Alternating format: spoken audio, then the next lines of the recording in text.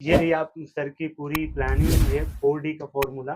तो sir first reaction पहले तो कॉल करके बताते किसको हैं जब रिजल्ट में आता है, या फिर आपने देखा था, दोस्तों ने देखा था, घर से किसी ने देखा था? किसने रिजल्ट तो देखा? मेरा रिज़ल्ट जब आया तो मैंने सबसे पहले तो पापा को अपने कॉल किया। अच्छा, आपने तो ही देखा था। हाँ, मैंने अपना रिज़ल्ट देखा, पापा हाँ, को जल्दी से कॉल किया, तो पापा को मैंने बताया कि हाँ पापा, हो गया। हो गया, पास हो गया हूँ, 505 रैंक आ गई है। तो हुँ, उन्होंने कहा शाबाश! बहुत अच्छा, बहुत अच्छा। हाँ। और अब शायद मैं उनके सामने नहीं था, नहीं तो उनके चेहरे की स्माइल ज़रूर देखता, लेकिन फिर भी मैंने वो महसूस किया। फिर मैंने अपने मम्मी को भी कॉल किया, बताया, लेकिन साथ-साथ मेरे कुछ दोस्तों का नहीं हुआ था जो मेरे बहुत क्लोज़ हाँ, थे, तो उसका दुःख तो थोड़ा-सा होता दुःख है, भी उस वक़्त हो रहा था, मतलब बिल्कुल होता है। थोड़ा-सा कन्फ्यूज़न भी मेरे लिए था कि सेलिब्रेशन कितना किया जाए। और घर जब गाँव पे जाते हैं तो वो मोमेंट बताएँगे? क्या वो था? मोमेंट तो सर बहुत मतलब ज़बरदस्त होती है।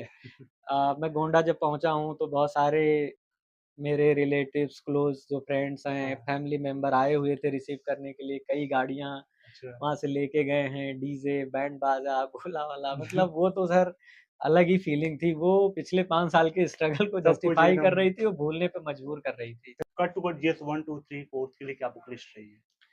अब जीएस 1 में सर मेजर पोर्शन है हिस्ट्री का, हुँ, सोसाइटी का और जियोग्राफ़ी का। हुँ, तो जो हिस्ट्री का पोर्शन है, वर्ल्ड हिस्ट्री को अगर हम छोड़ दें हुँ। और पोस्ट इंडिपेंडेंट इंडिया को, तो बाकी तो प्रीलिम्स में आप जो फैक्ट जैसा पढ़े हैं, एग्ज़ैक्टली आपको मेंस में काम आएगा। मतलब हाँ, काम आ जाएगी काम आ फैक्ट फ्रॉम जाएगी। हाँ, वो काम आ जाएगी एकदम से। हाँ, वर्ल्ड हिस्ट्री के लिए और पोस्ट इंडिपेंडेंट इंडिया के लिए आप थोड़े नोट्स बना लीजिए, हुँ, जो-जो टॉपिक मोटे-मोटे हैं, हुँ, क्योंकि बहुत डिटेल में नहीं जाना है। हुँ, सोसाइटी का हाँ, जैसा सिलेबस में चीज़ें मेंशन हैं कि फीचर्स ऑफ इंडियन सोसाइटी हुँ, या effect of globalisation, impact of globalisation on different part of Indian society, तो आप हुँ, वो सब नोट्स प्रॉपर प्रिपेयर करके रखें।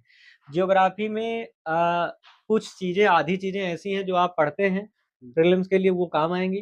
कुछ चीज़ें ऐसी हैं जिस पे आपको नोट्स अलग से बनाने पड़ेंगे, क्योंकि जैसे वाटर रिसोर्स का हो गया या क्रिटिकल जो मिनरल्स हैं, इनके चेंजिंग फीचर्स को लेकर के एक टॉपिक मेंशन है, तो वो आप changing location of primary, secondary, tertiary industries, तो इनके आप नोट्स बना लो, तो जीएस 1 यहाँ से हो जाता है। हुँ, अब आते हैं जीएस 2 पे।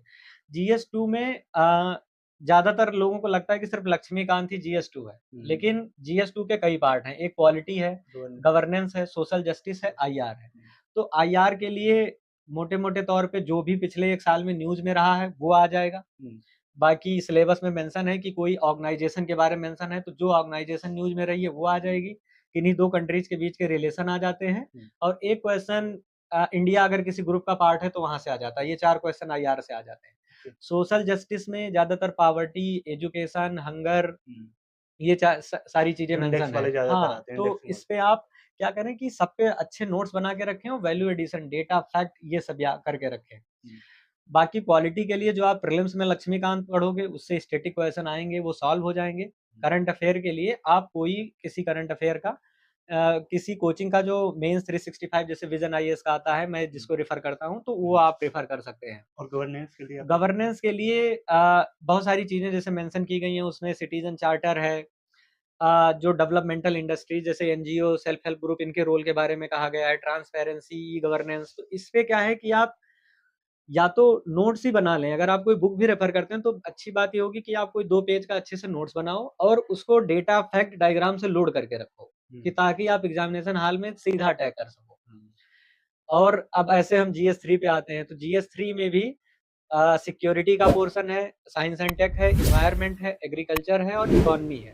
तो वहाँ पे क्या है कि जिन कीवर्ड्स से हम सिलेबस वाइज़ नोट्स बना सकते हैं, उनका तो आप बना लो। हुँ, जिनका नहीं बन सकता, जैसे बहुत सारे ब्रॉड टॉपिक हैं जिनका नोट्स एक्चुअली 1-2 पेज में बनाना पॉसिबल नहीं होता है। तो उसमें क्या होगा कि आप फिर से किसी कोचिंग का जैसे मेंस 365 विज़न का रेफ़र करिए, हुँ। आपको अच्छे से मतलब चीज़ें आ जाएँगी। अच्छा, लोग कहते हैं जीएस 3 में स्कोर कम होता है, आपको लगता है कि आपको वास्तव में लगता है, फ़ील होता है? अ, अभी थोड़ी स्ट्रिक्ट मार्किंग की जा रही है, जैसे मैं पहली बार जब जीएस मतलब पहले अटेम्प्ट में मेरे आए मेंस में 78, हुँ, फिर 79, अभी 96 आए हैं।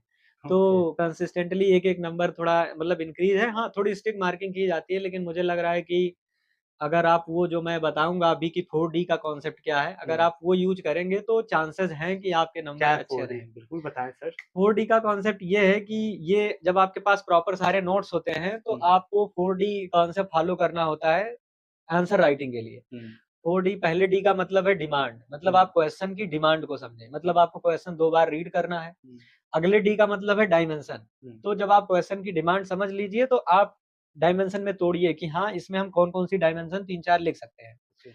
फिर अगले डी का मतलब है डेटा, फैक्ट। आप उस डायमेंशन को डेटा फैक्ट से बैक करिए एग्ज़ाम्पल से जितना ज़्यादा हो सके। हुँ, और लास्ट डी है डायग्राम। अगर डायग्राम ऐड हो सकता है, आप दिमाग लगाएँ कैसे भी छोटा-मोटा, भले वहाँ शर्म आ रही हो हुँ। एग्ज़ामिनेशन हॉल में कि यार ये डायग्राम बनाना पता नहीं उनको अच्छा लगेगा, नहीं लगेगा, हाँ, बट ऐड करिए, वो लास्ट में अच्छा लगता ही लगता है। हुँ। तो ये 4D अगर आप फ़ॉलो करोगे तो मुझे लगता है बहुत अच्छी कॉपी निकल के आएगी, प्रोवाइडेड कि आपने प्रैक्टिस भी ज़्यादा किया हो।